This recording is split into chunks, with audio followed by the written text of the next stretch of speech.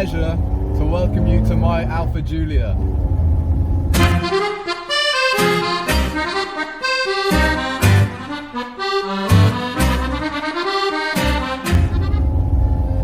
Finally, it's been 2 years since I got this car. There's been tons of issues, tons of problems, tons of stuff to sort out, but now it's here and we're on the Black Mountain Pass in Wales and it's not raining for once. So what is this? This is a 1972 Alfa Giulia Super 1.3 and it's come straight from Naples in Italy. So the body's actually pretty good, but with this car it was all about the mechanicals. So as standard, these are on really long travel soft springs and they sit quite high on the road. And I'm sure you've seen Alfaholics and all their great work with classic Alfas. This is on their suspension kit, which gives it a lower ride height at the rear especially. It's nearly on the ground if you look at it. The tyres are right up there in those arches. And it sits nice and squat. It looks like a little larder on speed now, which I love. It sounds like one as well. It sounds like an angry hornet's nest.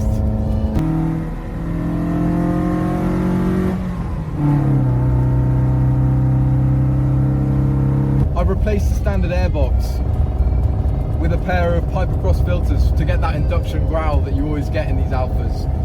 And it sounds fantastic now. It's a pain on the motorway, but it's really worth it. I really don't care if it drones on the motorway, this thing. But yeah, as you can probably see, this car is just so airy in here. There's a massive window area, nice thin pillars. You can really spot your line in a corner because it's really narrow as well, as you can probably tell. Being 50 years old. And this one's had its steering box rebuilt very recently. That took us worryingly long time, but we'll gloss over that. And yeah, so it's got quite precise steering for an old car. I mean, you're used to old cars with really low geared steering, like too much weight, not very agile. But this is quite nice. It's light off centre and it responds quite well. I mean, it's not a modern rack and pinion, but what do you expect? It's a 50-year-old saloon car. And I'd say this car is actually the founder of the sports saloon. I mean, look at this thing. It's absolutely mad. You see it on the road. Well, I haven't actually seen it on the road because I've been the only one driving it. But it just looks so tiny. It looks so narrow and angry from the front. And it's got all these lovely little details because it was designed with aerodynamics in mind, believe it or not. So you've got those sweeps down the side, the subtle little strakes in the boot lid, and a whole host of other details that help this cut through the air. It looks like it smashes through the air, doesn't it? But it does. It's they did a coupe version of the 105, as I'm sure you know. And this is actually more aerodynamic than that car, which is quite shocking, isn't it? But there you go.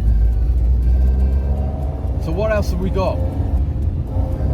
Well, being an old car, we have tons of feedback through the seat, through the wheel, through the gear lever. The gear lever's just buzzing away and you feel the synchros meshing.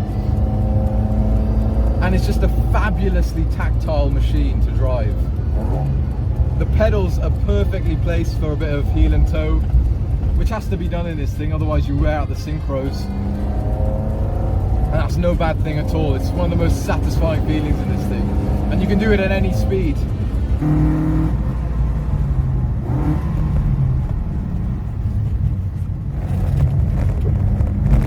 Steering obviously unassisted. So at low speed and around hairpins like this, it is very, very heavy, but you know exactly where the front tyres are. And you feel all the changes in surface and camber. And it really makes you work this car. You've got to have big, strong arms to drive it. And as you know, I'm massive, so it's easy. It's like driving a Micra. I'm joking. I'm still a small brown man. Yeah, I could drive this thing absolutely all day. So what have we done to this car then? Well, the question really is, what haven't we done? This car has all new bushes all round. It's on, as I said, lower, firmer springs, Coney dampers, and yeah, the motor's been rebuilt, so that's really sweet. Carbs rebuilt, so it responds really, really nicely, and it revs out really cleanly for an old car on carburetors. And this little 1300 engine is all about revs. It has no torque, so this is quite steep here. We're in third gear, and you can just hear it's just struggling along. But if you shift down, it comes alive. It loves some revs, this thing. You've really got to wring it out, and it rewards you for it with a lovely induction sound as well. Oh man, it feels light as well, leaning on the sidewalls. And there's still a little bit of roll in the chassis, and I wanted to keep that. I didn't want it on completely stiff springs, because with these old cars, part of the joy is feeling it roll onto its sidewall and having it telegraph its body movements and being really predictable and adjustable with the weight balance. So I've kept a lot of that, and it's kept a bit of ride comfort as well, which I really like. It's a really nice balance for fast road driving and everyday driving, because I do drive this every day now that it's finally completed. Right, so I know the looks of this thing will divide opinion. Some of you might think it is just a larder, but when you look closely, there's a lot of lovely little details in this thing and just make it look so special. I think more special than the coupes, because the coupe is predictable, isn't it? Like, it always looks svelte and lovely, but there's so many out there. You never see a saloon like this looking so insane. I mean, it's on the floor, this thing. And it's got those GTA style cutouts in the front end, as well as those vents, which are fake in this car, but we'll gloss over that. They don't do anything, but they look cool in the lights. But yeah, a few little touches that I've done. Spent a lot of time on this car, me and my dad, just getting little details nice and as we want it. One of the nicest features for me is the wheels. It's on 15-inch Alfaholics GTA replicas, and they really set it off. But the thing is with those and the suspension kit that I got from them is that initially when I first started driving the car, I was really worried because the ride was absolutely awful in it. I mean, it just had too much spring rate, it felt like, for the stiffness of the body, because these are old cars. They're not exactly carbon tub machines, are they? So I was really worried when I first had my exploratory drive in this thing, because I thought I just ruined the ride quality with those bigger wheels and the stiffer setup. But then over a few months, we've ended up changing all the bushes, done a lot of tweaks with the dampers, and put some spring pads in on the rear, which were missing actually. And it's still pretty firm, but it doesn't feel uncomfortable, and it has a certain quality to the ride that it really didn't before. Because before it felt like the car was really shaking itself to bits, but now it's the same stiffness, same body control, but with all those little tweaks and a lot of sound deadening that we put in, it's not horrible. It's stiff, but it feels high quality, and it feels controlled and nice, and it feels comfortable. Actually, it is a comfortable car on long journeys.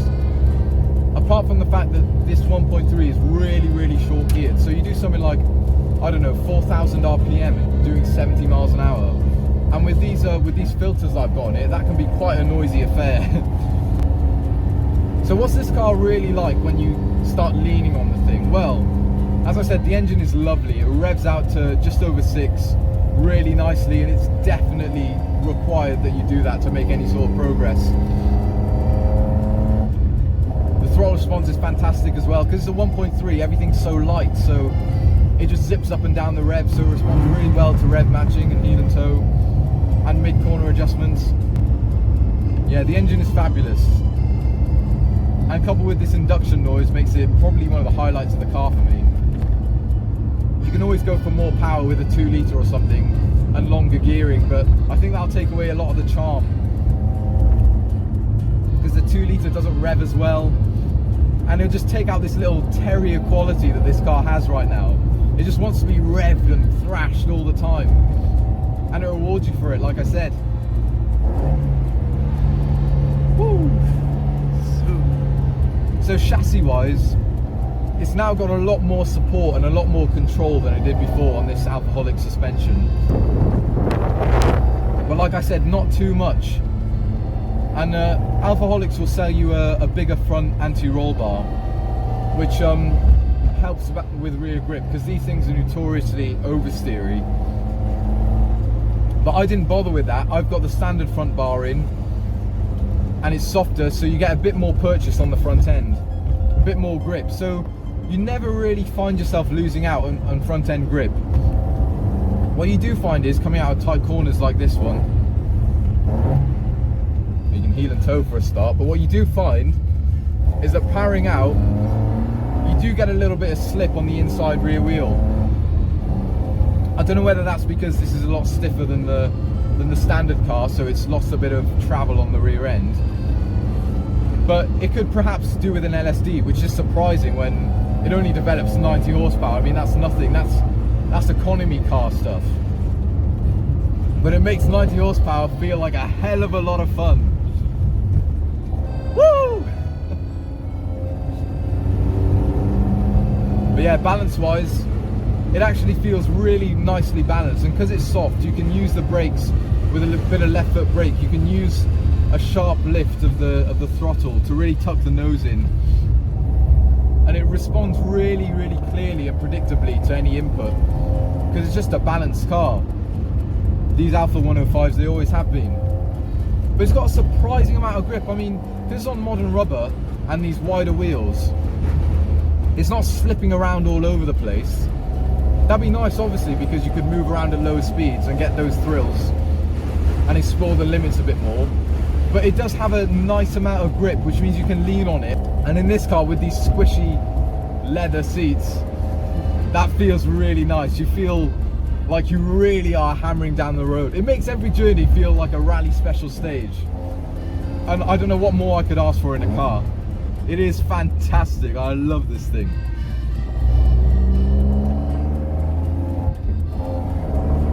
I could drive it absolutely all day, especially on these roads, which are fabulous. It just feels at home here.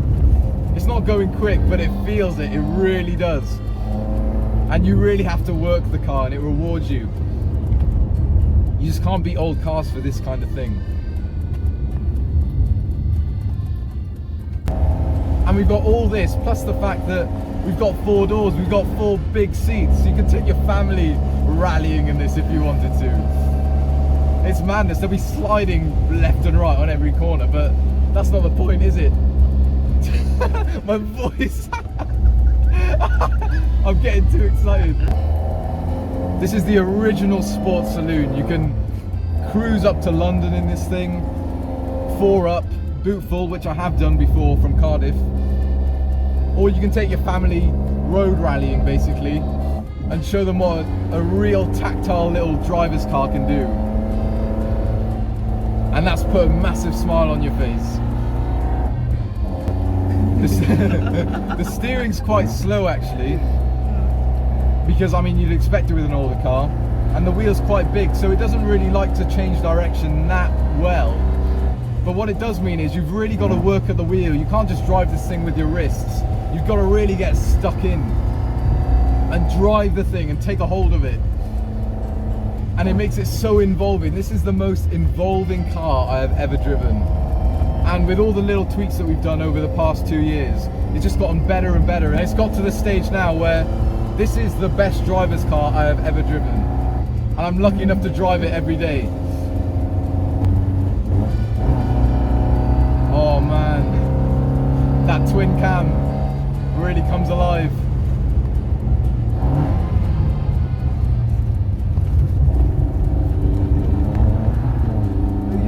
Woo! Yeah, you get a bit of inside wheel spin up, but it really is just a lovely place to sit in these big soft leather chairs. Around the transmission tunnel as well, we've gone for a bit of red stitching, and it's just brought it to life. It's taken it from a standard old family car that you'd find on Italian streets to this crazy little super saloon. Hence the name, it's fitting, isn't it? So So that's my Alfa Giulia Super.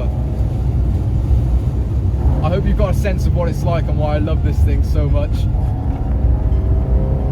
It really is my pride and joy. So if you enjoyed it, please like and subscribe. Got more videos on the way. See you next time. Whoa!